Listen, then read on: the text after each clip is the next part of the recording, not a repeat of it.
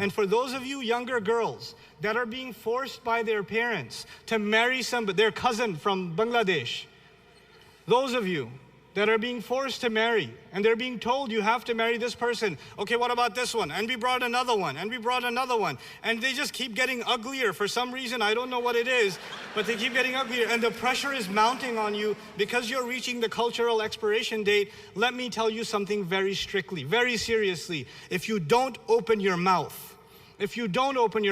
and clearly say, this is not how I want to live. This is not going to be the next 50 years of my life. This is not what I want to do. If you don't open your mouth and say, I shouldn't say anything, my parents won't understand. No, families will not resolve issues until you openly talk. I'm not talking about yelling and screaming, but you have to be open and clear and let your parents know this is not how it's going to go. It's not disrespectful. And parents, please listen to this. Please listen to this. Don't force your daughters into a marriage they're not happy with. Don't say on their behalf, no, she's happy. We know her. You don't know her.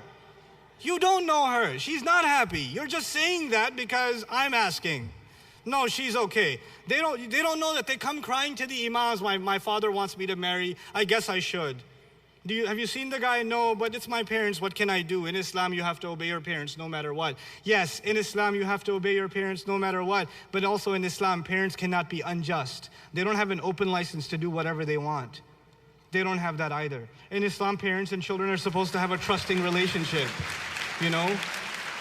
Don't hijack. You know, sometimes the only ayat our parents know is وَبِالْوَالِدَيْنِ إِحْسَانًا. This is the only Quran. They don't even know the whole ayah. No, just وَبِالْوَالِدَيْنِ إِحْسَانًا. You know, you're like, got me again. And they use that card.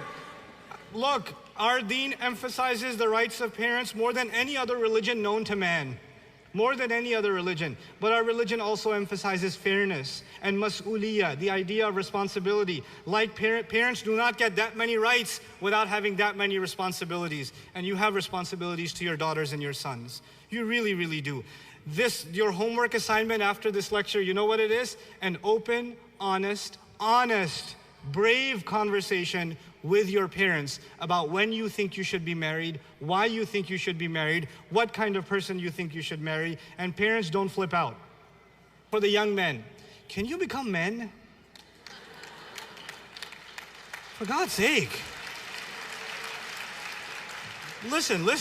If you're like in your 20s, and every time you have a break, every time you have time off from school or a weekend off, you're spending it behind a screen with a PlayStation 3 or a 4 or an Xbox or whatever else, then you're not a man yet. Go, first of all, get a job even while you're in high school and college. I don't care. Get a job. It'll turn you into a man. It'll make you ready for marriage. Just because you find girls pretty doesn't mean you're ready to get married. That doesn't mean that. You have to show some responsibility to be able to stand on your own 2 feet.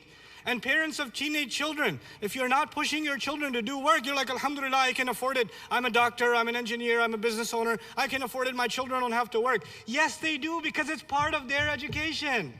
I don't care if you're like changing tires at a car shop, you know, at a mechanic shop. I don't care if you're lawn mowing, but do work. It will give you respect for money. It gives you respect and responsibility. It prepares you for life. I made a case to my parents when I was 20 years old. I'm Pakistani, you know that's suicide, right? I made a case to my parents when I was 20 that I want to get married. But you know what? I had been working 40 hours a week since I was 16 in New York City. I've never worked less than 40 hours a week. That was an easy week for me. And I've been going full-time to college, you know, in high school. I actually took a longer time to graduate out of college because I had work. I never once took money from my parents for college tuition. I refused that. I said, no way. If I can't afford it, I'm not going to college. I'll work on it myself. I worked in shoe stores. I worked in surgical places. I worked in like local Queens newspapers. I've done all kinds of crazy jobs. I even worked at a Desi grocery store. Ew. Oh my God. Blech. But I worked there for one day, but I did, and I'm proud of it. I'm not ashamed of it. But you know why I'm telling you this? I'm telling you this because there's no shame in working.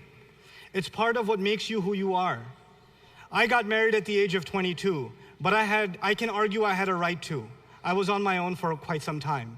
I was taking care of my own responsibilities, you know? And if you're doing that, then don't expect the highest things. And my in-laws are crazy. They're just crazy.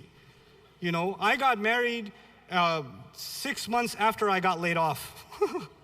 I didn't have a job and I got married. I didn't get married because I had the money. I got married because my in-laws felt that I was good for it. That was it. I could prove myself to them. That's all it was there. So look for that in a son. Look for that in the boys.